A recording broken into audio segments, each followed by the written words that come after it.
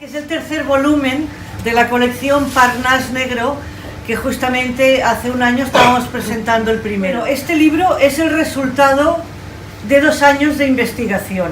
Ya lo veréis cuando leáis el libro, porque está muy bien documentado y además explica un poco, y voy a decir ahora mismo un tópico, la realidad supera la ficción, porque aquí trata de temas muy importantes, de temas muy duros, pero de temas que lamentablemente se están dando en la sociedad.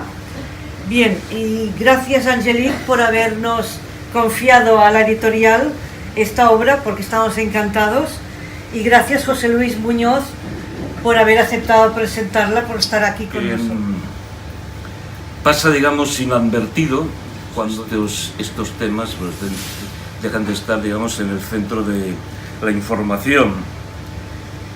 Hay un problema en Europa, que es el problema de estas migraciones masivas. Siempre ha habido migraciones, hay que recordar que España también fue un país de migrantes. Pues estas migraciones masivas, pues que vienen todas ellas provocadas, digamos, por la hambruna africana, gran parte de ellas, o porque sencillamente pues las políticas de Occidente en el norte de África pues resulta pues que han sido políticas totalmente desestabilizadoras, ¿no? Y bueno, pues la gente, como haríamos nosotros, la gente pues lo que quiere hacer es, digamos, emigrar, ¿no? Emigrar pues sencillamente porque están huyendo, digamos, del horror de la guerra, del horror del hambre, y entonces lo que quieren pues es, aspiran, como haríamos nosotros de haber nacido en esos países, pues a tener un mundo mejor, ¿no? Tenemos a otros que tienen que recorrer África, o de los que tienen que salir pues a través de Libia, porque realmente son tratados como esclavos, ¿no? No son seres humanos. Y entonces, claro, de la desgracia hay los malvados, ¿no? Los que se aprovechan de estas circunstancias, ¿no? Y esos son, digamos, las mafias, ¿no? Son unas mafias que están en connivencia muchas veces pues, con las autoridades locales, ¿no? Y son unas mafias pues, bueno, pues, que cobran como si fueran en un yate de lujo, pues cobran pues, 3.000 euros por pasaje, pues realmente para que se ahoguen la mayor parte de ellos en el Mediterráneo. Todos recordamos esa famosa imagen, que por cierto hay una referencia en el libro a esa imagen, ¿no? de ese niño ahogado en una playa de Turquía, ¿no? Entonces hubo una especie de conmoción, ¿no? El libro de Angelique trata, digamos, de estas emigraciones que llegan a Europa, y pone, digamos, el acento en los niños, ¿no? En estos niños desvalidos que son víctimas de las mafias, ¿no?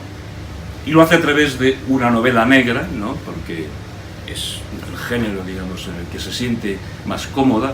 Yo creo que la novela negra precisamente es un género que sirve para esto, para denunciar las injusticias sociales, y empieza, digamos, con el hallazgo de 7 cadáveres de niños en un ave, ¿no? Y entonces se tiene que desentrañar, ¿no? Hay una serie de policías que tienen que desentrañar, y mientras están, digamos, desentrañando ese tema, pues hay otro que tiene una relación muy especial con la protagonista, que hace precisamente ese viaje, se infiltra en esta organización criminal que se dedica al tráfico de órganos humanos y secuestro de niños, ¿no? Y entonces pues también, digamos, que ayuda, digamos, a la investigación. Curiosamente, hay un personaje muy malvado, pero que dice una grandísima verdad. Ese personaje, que es un verdadero hijo de mala madre, que se llama Anus, que es traficante de seres humanos sin escrúpulos, pone el dedo en la llaga y le dice precisamente al que va con él, que está infiltrado en la organización: usted y su conciencia moral, doctor, mira a su alrededor. Refugiados que se ahogan en el mar, convertidos en noticias de apenas un minuto. Son seres sin identidad, sin nombre. Solo la imagen de un niño muerto en la playa de Turquía removió conciencias. Al parecer lo devolvió al mar y no estoy muy seguro de si la información fue manipulada, ya que jamás los cuerpos que devuelve el mar aparecen contra el sentido de las olas y con zapatos.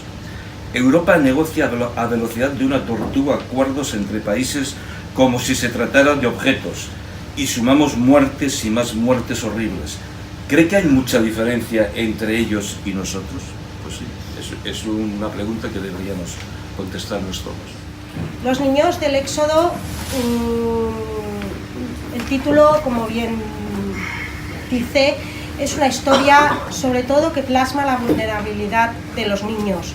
Es una historia que para mí empezó a fraguarse en el año 2015, cuando en agosto se encontró del año 2015 en la carretera de Austria un camión frigorífico con 71 personas muertas, y desde allí se arrestaron a varias personas que se dedicaban al tráfico de órganos. Después, un mes después, en ese mismo año del 2015, en el mes de septiembre, llega la imagen de Alan Kurdi, la imagen de ese niño pequeñito que, con la guerra detrás, se embarcó él y su familia en una barca y querían llegar, salieron de las costas de Turquía y querían llegar a la isla de Kos, en Grecia. Y por desgracia, no llegaron, y la muerte de la familia, de la madre, de prácticamente todos los de la barca que iban, y el niño. Y entonces esa imagen me dejó como muy impactada. O sea, son esas imágenes que dices, ¿cómo puede ser que pasen estas cosas en el mundo? Entonces, a partir de aquí, empecé a pensar, ostras, necesito escribir de algo, necesito volcar, necesito contar, o sea, necesito que por lo menos quede lo que está ocurriendo. Es una mínima parte, una pequeña parte, ¿verdad, José Luis? Es una pequeña, muy pequeñita parte de todo lo que se puede contar. O sea, es una parte tan pequeñita de cantidad de vidas, de voces anónimas y de situaciones extremas, como digo yo, de lo que, entre comillas, podríamos decir la Europa de la vergüenza. O sea, la gente que queda varada en esos campos de refugiados entre la eterna guerra de Afganistán, el conflicto de Siria, todo eso que obliga a la gente a salir de sus casas dejándolo todo prácticamente, o sea, incluso a veces con lo puesto y nada más, y tirar hacia adelante, hacia Europa. ¿Y qué pasa? Que cuando llegan a Grecia, quedan en los campos de refugiados, en este caso uno de ellos, Idomeni, y allí cada vez suma más gente, pero claro, los metros cuadrados siguen siendo los mismos, o sea, aquello, la tierra no crece. Entonces llega un momento que, claro, ni eso es vida, ni eso es nada, y entonces esas personas quieren tener una segunda vida, salen y se embarcan en una serie de rutas y de viajes, pagando unos precios bárbaros por un billete,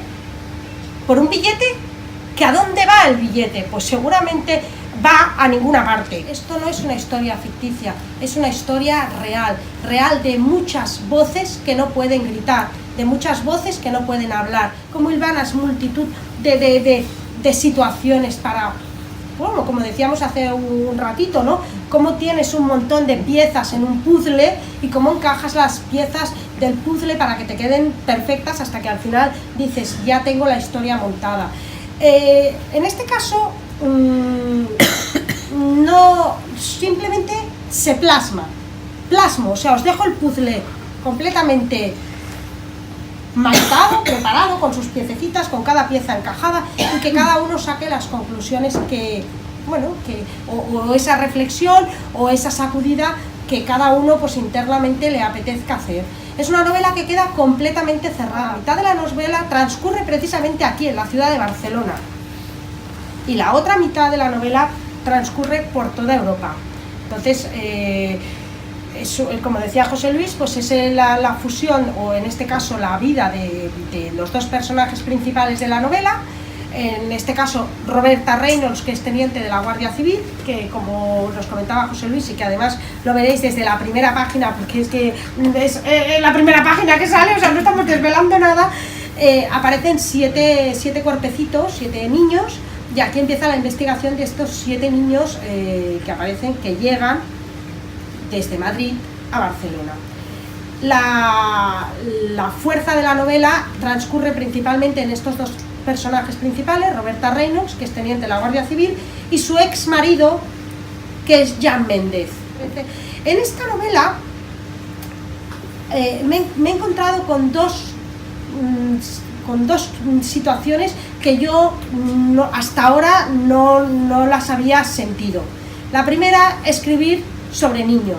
Es muy difícil escribir sobre niños, porque los niños es lo más frágil, vulnerable, lo que tenemos, o sea, y es además el futuro, o sea, es que escribir sobre niños hay que ir cogiendo balones de oxígeno e ir haciendo, pues eso, ¿no? Tomar aire fresco y continuar. Y lo segundo que me he encontrado con esta novela, que hasta yo misma me he sorprendido, que es que en todas las otras novelas, y es una cosa muy curiosa, lo que es la atracción entre dos personas, pues será una atracción física, hasta ahora lo que había escrito.